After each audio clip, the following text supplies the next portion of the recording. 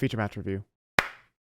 Yeah, I'm farming his name for content, but the Grand Finals of YCS Utrecht 2022 was one of my favorite matchups of all time, and with a little break in the YCS action, I want to take a look at the very skill-intensive, back-and-forth Runic Sprite mirror match.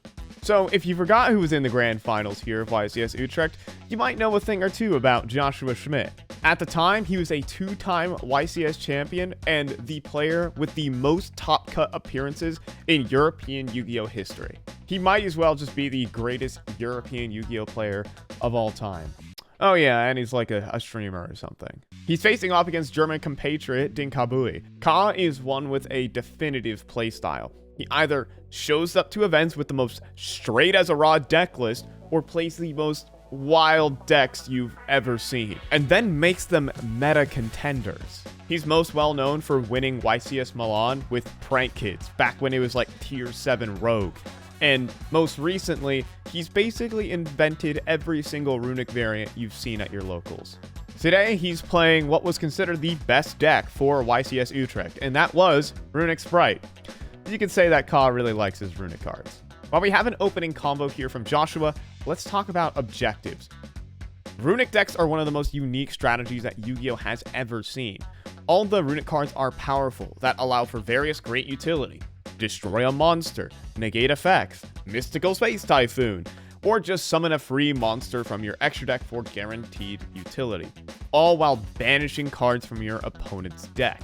However, all of these cards have the drawback that you don't have a battle phase. Every game is going to be a resource battle since you can't just go swing for game. And it all centers around Runic Fountain, which allows you to activate Runic spells from the hand and then recycle said Runic spells back into your deck and draw cards equal to the number that you just recycled. And then theoretically, you keep drawing more Runic spells and then putting them back into the deck, draw more Runic spells, keep you slinging green tinted cardboard for the whole duel. That is a massive win condition here in the Runic Sprite mirror. Whoever can safely get in their Runic draws over their opponent can quickly surge ahead of the game with a huge boost in resources. Or a player can conserve resources in their hand, since their opponent doesn't have a battle phase, and save up for a very big push to try and break the board back and set up your own. It's really back and forth gameplay here in the Runic Sprite mirror. So Joshua opens with a very simple opening board. Sprite Elf, Djinn Buster, and a Runic Fountain with a single Sprite Smashers set. However, this might be all that Joshua needs to convert a win. He has a resource loop established, combined with solid interruption coming from the Sprite Smashers, and Runic Fountain continually applies pressure with unknown Runic spells in Joshua's grip. Ka starts with a Fountain activation and then quickly moves to activate Runic Tip. Tip can add a variety of things to threaten Joshua's setup, so he chains Sprite Elf, getting Sprite Jet into the fold.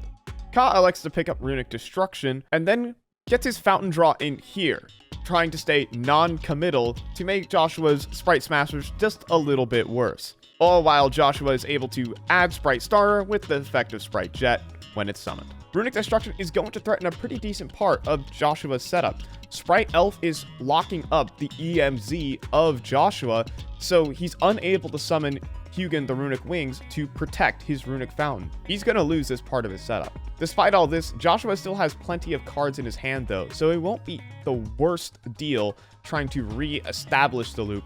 He just needs to make sure and keep enough pressure on Dinka that he can't run away with card advantage. So as Dinka activates Destruction, he changes Forbidden Droplet, sending the Destruction to negate the effects of Djinn Buster, another piece of the puzzle taken offline. Dinka has sequenced his board break pretty well, but he's already beginning to run low on cards. Only 3 cards in his hand to get a full combo off, while a massive push is beginning to brew here for Joshua. He's keeping his Sprite Smashers set after activating Runic Dispelling to get a level 2 monster of Hugin onto the field. Dinka doesn't have the card advantage to get another Runic Fountain live on the board. And Joshua is not moving that Sprite Smashers anytime soon. Up next comes Sprite Jet from Dinka. That gets Sprite Starter. No response. Starter to blue. And blue to Sprite Carrot, which is the literal counter to Sprite Smashers. Why has Joshua let Dinka even get this far? Well, as long as the Sprite Smashers stay set, it's going to be a standoff. Dinka can't really do anything about the set itself. He's already used his Runic Destruction to take out Runic Fountain for the turn, so there's no possibility to remove that card from the field. Joshua's whole plan is to save it for his own turn and simply overwhelm the Sprite Carrot, which can only negate one spell and trap per turn. This set card that he doesn't even plan on activating is putting on so much pressure to Dinka. So now with Sprite Carrot on the board, there aren't really any more interruptions from Joshua, but he has to try and put something together that can hold off against a massive push that's brewing here from Schmidt. Trying to prep for the storm, he ends on a Sprite Elf with IP Masquerena, likely gunning for a Mech Knight Crusadia Avramax, a card that both decks have lots of difficulty getting rid of. Perhaps he can stall out a few extra turns to regain some resources and maybe even a battle phase to threaten Joshua. Not to mention, Dinka Bue also has his own hard-drawn Sprite Smashers. The turn proceeds for Joshua, leading with Sprite Starter for Sprite Red, and then Elf summons a Wind-Up Kitten that Joshua discarded on his first turn. This targets Cause Sprite Elf, and immediately forces the decision from Dinka. If you lose the Elf, you can no longer make the Avramax. But if you go into Avramax, you lose a lot of your play interruption with cards like Nightmare Unicorn. You want to force decisions earlier in the turn, rather than giving your opponent the right opportunity to place his interruption correctly. Ka thinks before begrudgingly committing into an Avramax. Joshua takes a moment before going into Gigantic Sprite with the Sprite Elf to clear his extra monster zone. A moment I really love in this situation is Joshua has not revealed a single new card in his hand during this entire turn. The Sprite Starter he activated was already a known element, and all he's used is a Sprite Elf to bring back the Wind-Up Kitten to force all of this interaction. It's prime efficiency from Joshua. Dinka tries to bait one more move out of Joshua here. As he goes to activate his Gigantic Sprite, Ka threatens it with his own Smashers. He's hoping that Joshua will chain his own Sprite Smashers to potentially remove the Avramax from play so that he can easily go after the Gigantic Sprite that's activating. Schmidt just brushes this off and he says, go for it. And Dinka just has to take out Joshua's Sprite Smashers. He never even activated it, but its sheer existence has basically won the game on its own. Like, just imagine if he used it earlier, trying to full stop Dinka as he tries to combo. He wouldn't have this valuable asset that eats a huge resource out of Dinka. As the going second player, you need to trade up in terms of your card advantage, and Joshua just played rock solid and didn't let anything happen. Joshua just needs to get rid of the Avramax and close this one out. A little easier said than done. Next up, Joshua activates his second Runic Fountain.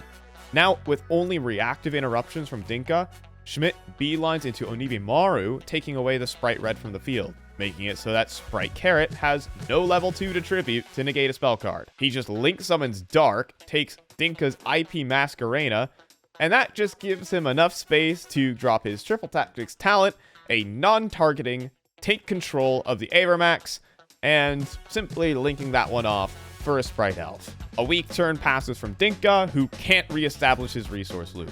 And then his next board eats a Lava Golem from Joshua into what is basically an instant concede. Schmidt picks up a 25-minute winding game 1. If he made a mistake, I couldn't tell. Now, if I wanted this video to be 20 minutes long, I could break down game 2. And don't get me wrong, Joshua Schmidt played out of his mind again as well, and got himself into a completely winning position. Well, but, with time rapidly approaching, what you're gonna do with this winning position is, yeah. Hey, and it's not like Dinka wasn't guilty either. Look at this. So as time winds down and the clock hits 0, Joshua Schmidt is a 3-time YCS champion, walking around with 14,000 life points. Joshua would end up continuing his run of form into Dortmund, completing a top 4 there, only losing to YCS champion now, Vincenzo Orofino. But probably more important for Joshua, he'd become competitive Yu-Gi-Oh's biggest voice, winning the Master Duel World Championship, alongside a whole bunch of other top cuts and other accolades. It's not every day that someone can be good at Yu-Gi-Oh! While being fun, entertaining, and educational. And that is pretty neat. But on that note, folks, peace. I can't really describe it. It's amazing. It's insane. Yeah, I mean, you get all the way here and you play against Dinkabui, who's like a very good player, and like he played very, very well. And like yeah, no, I was fortunate enough to take it. I'm so happy. You must be so happy. It was such a grind to watch you guys going through each of those plays, moment by moment, seeing you take 2 games in a row, and then here you are, the champion of YCS Utrecht. So we are going to present you with your trophy. Guys, please give it up for your Yu-Gi-Oh! Championship Series champion, Joshua Schmidt!